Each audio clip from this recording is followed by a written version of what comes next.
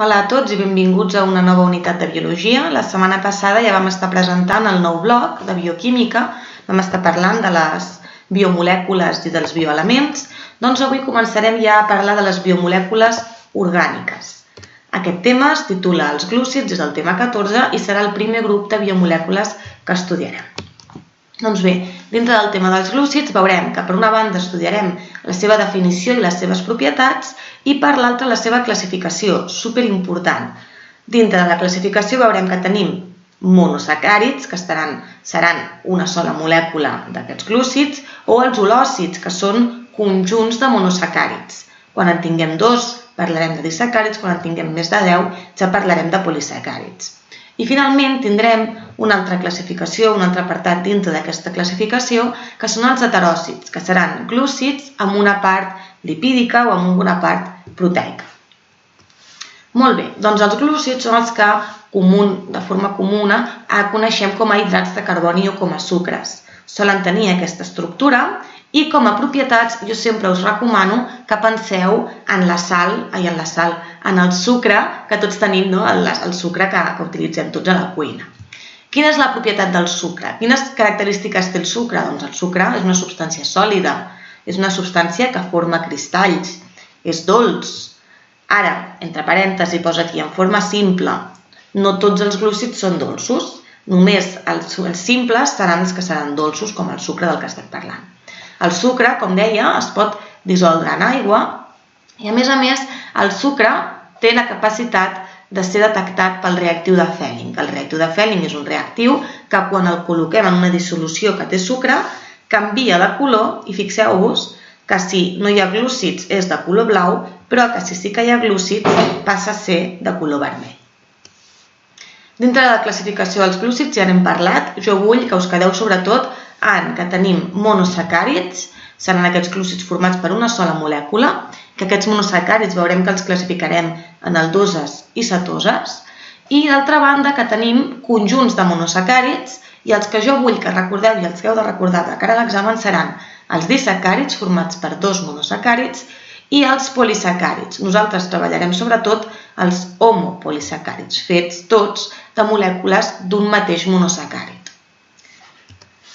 Molt bé, què són els monosacàrids? Doncs els monosacàrids són unes molècules que tenen sempre aquesta estructura.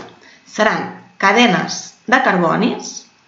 En aquests carbonis sempre hi tindrem enllaçat un grup OH i podem trobar 2 casos. Podem trobar que aquesta cadena de carbonis, en el seu carboni 1, mireu que està numerat, té aquest grup d'aquí, aquest hidrogen i aquest oxigen, que és el grup aldehid, o bé que tinguin en el carboni 2 aquest grup d'aquí, aquest oxigen amb un doble enllaç. Aquest li diem cetona. D'acord? Els monosacàrids els podrem classificar en aldehìds si tenen el grup carboni, doble enllaç oxigen i amb un hidrogen, en el carboni 1, o bé si tenen el doble enllaç, aquest oxigen amb doble enllaç, en el carboni 2 i estarem parlant de cetones. Aquesta és la primera classificació dels glúcids, dels monosacàrids. Dintre dels monosacàrids veurem que hi haurà alguns que tindran 3 carbonis, seran les trioses, que tenen 4 carbonis, seran les tetroses, o que tenen 5 carbonis, com per exemple les pentoses. 2 pentoses molt importants són la D-ribosa i la desoxiribosa. Per què són importants? De què en són la desoxiribosa? Doncs d'àcid desoxiribonucleic, de l'ADN. És una molècula molt important per a l'estructura de l'ADN. I així com també tenim pentoses, també tindrem hexoses, que són aquests monosacàrids que tenen 6 carbonis. Són les més importants de cara a l'examen i són les que haurem d'aprendre i que haurem de conèixer i saber reconèixer. D'acord? La més màxim important, doncs la D-glucosa. La glucosa és aquesta molècula d'aquí. Fixeu-vos, té 6 carbonis, té aquest grup CHO, aquest grup aldehid, d'acord? I la podrem veure tant en forma lineal com en forma cíclica. Aquesta molècula d'aquí és exactament la mateixa que aquesta, només que s'han ajuntat i han fet un enllaç i té aquesta forma d'aquí. L'hem de saber reconèixer de les dues maneres. Altres hexoses importants, doncs tenim la galactosa o la fructosa. Totes elles tenen 6 carbonis. Fixeu-vos que la fructosa té forma de pentàgon, però igualment té 6 carbonis. Per què té aquesta forma de pentàgon? Doncs perquè és una cetona. El tema de les isomeries no l'explicaré en aquest vídeo. I el que m'interessa és que reconeguem el que és un disacàrid. Hem dit que un disacàrid era la suma de dos monosacàrids. La unió d'aquests dos monosacàrids es fa mitjançant un enllaç que es diu enllaç O-glucosídic. I és aquest enllaç que tenim aquí. Aquest enllaç que es forma aquí es forma, fixeu-vos, tenim aquests dos OH de les dues glucoses que tenim dibuixades a la pissarra, doncs aquest OH i aquest OH es combinen i en formen aquest enllaç d'aquí, aquest oxigen. D'alguna forma, un dels oxigen diu «Ei, jo m'ofereixo voluntari per fer d'enllaç», i l'altre oxigen i els altres dos hidrògens marxen. I on marxen? Aquí, formant una molècula d'aigua. Doncs aquest enllaç que es forma aquí és un enllaç O-glucosídic. I aquest enllaç O-glucosídic veureu que pot ser alfa o que pot ser beta. Serà alfa o serà beta depenent d'on tinguem aquest OH d'aquí. Si l'OH de la molècula de l'esquerra està a baix, parlarem d'una molècula alfa i per tant d'un enllaç alfa. Si està a dalt, parlarem d'una molècula beta i per tant d'un enllaç beta. Quins són els disacàrids més importants que hem de recordar? Doncs per una banda tindrem la maltosa, fet de dues glucoses amb un enllaç alfa, la celuliosa, fet també de dues glucoses però amb un enllaç beta, la lactosa, feta d'una glucosa i una galactosa amb un enllaç beta, i la sacarosa, feta per una glucosa i una fructosa amb un enllaç alfa. Quan agrupem molts monosacàrids un darrere de l'altre, també mitjançant un enllaç O-glucosídic, formem els polisacàrids. Normalment definim polisacàrid quan són més de 10 monosacàrids.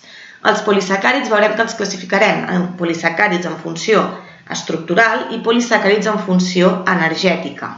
D'acord? Tenim els homopolisacàrids estructurals i els homopolisacàrids en funció energètica o de reserva. Després també trobarem els heteropolisacàrids, que seran polisacàrids formats per diferents tipus de monosacàrids, mentre que els homo, tant els estructurals com els de reserva, estaran tots formats d'un sol monosacàrid, com per exemple la glucosa. Quins són aquests polisacàrids estructurals? Doncs tindrem en el món animal la quitina, que és una cadena de glucoses que a més tenen una miqueta de nitrogen, una estructura nitrogenada, i per una altra banda tenim el polisacàrid estructural de les plantes, que és la cel·lulosa, que es troba a la paret cel·lular. Com a homopolisacàrids de reserva tenim el midó, que són moltes maltoses ramificades. Una maltosa hem dit que era un disacàrid format per dues glucoses, per tant, són moltes glucoses una darrere de l'altra o moltes maltoses una darrere de l'altra. Aquesta molècula es troba en plantes i a més està ramificada, i després tindrem com a homopolisacàrid de reserva el glucogen, que també són moltes maltoses ramificades, però que es troba en animals. D'acord? Com a resum, la cel·lulosa, polisacàrid estructural en plantes, es troba a la paret vegetal de les cèl·lules.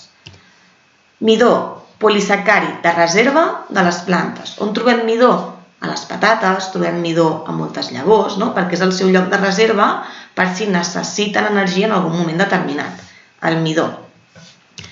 De reserva dels animals tindrem el glicogen, també són glucoses, recordeu, enllaç alfa perquè és més fàcil de trencar que no pas el beta, que és més rígid. Aquest glicogen, els animals l'emmagatzemen als músculs i al fetge.